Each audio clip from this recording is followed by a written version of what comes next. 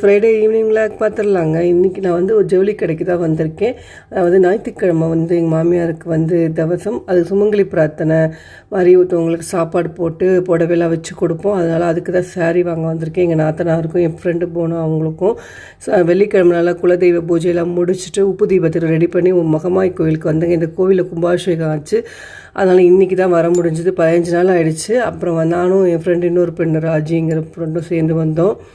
அதுக்கப்புறம் வந்ததுக்கப்புறம் காளியம்மன் கோவில், இங்கே தான் காளியம்மன் கோவில். இங்கே உப்பு வாங்கி கொடுத்தேங்க.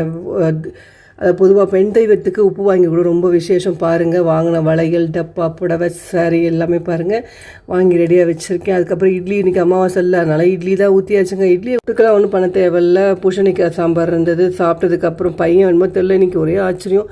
பெருக்கி தொடச்சி கொடுத்து பாத்திரம் தேய்ச்சி கொடுத்தா, அடுப்பை மட்டும் நான் தொடச்சிட்டேன். அதுக்கப்புறம் இந்த விளாக் இதோட முடிச்சுக்கிறேங்க. நாளைக்கு சாட்டர்டே விளாகில் பார்க்கலாம். எல்லோரும்